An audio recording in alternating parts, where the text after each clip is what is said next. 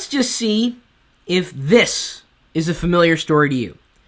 You buy a new PC, you install a couple of programs that you normally install, maybe a new, different web browser, maybe some communication software, and a week later, without installing any new hardware, anything out of the ordinary, suddenly you are smacked with blue screens.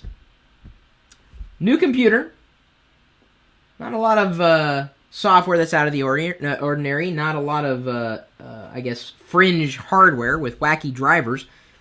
Blue screens. A week after buying a new PC. Has that happened to you? Have you ever bought a new computer and it just crashes on you without warning? That's got to be frustrating. Why? Why is it blue screening? Yes, you could step through all the troubleshooting tips that we may have shared with you at any points in the past. This has happened just recently with one of our contributors on LockerGnome.com, Harold. He talked about his old computers a couple of weeks ago. We shared those stories and asked you which computers you had and the oldest ones that are still running. He went and bought a new PC, and he's ready to tear that thing apart. Literally, destroy the computer. He is so frustrated with his new computer. It shouldn't be that way. You shouldn't get a new computer and then have it crashing on you. And granted, and I even asked him this, usually instabilities are introduced when bad software, specifically drivers, are introduced to the scenario. My belief is that the OEM, which he does detail in the Locker Gnome article, I'm not going to call it out here in this video, and really it could be any OEM, threw a bunch of software on the system. The drivers are probably unoptimized. This is the number one reason Windows doesn't work. It's not because Windows doesn't inherently work, it's just that PC manufacturers kind of suck at putting it together in a seamless experience. And I would not say a new computer that's crashing without the introduction of any new hardware or just introducing run-of-the-mill software would introduce blue screens, or certainly shouldn't.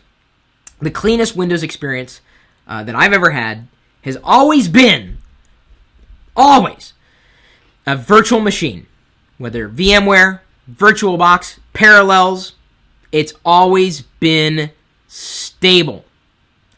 The moment you introduce third-party software, that's when all hell breaks loose. So what should Harold do? Do you think he should throw this into the scrap pile? I wouldn't recommend that. That's just kind of like throwing money away. Do you think he should go with a new computer altogether?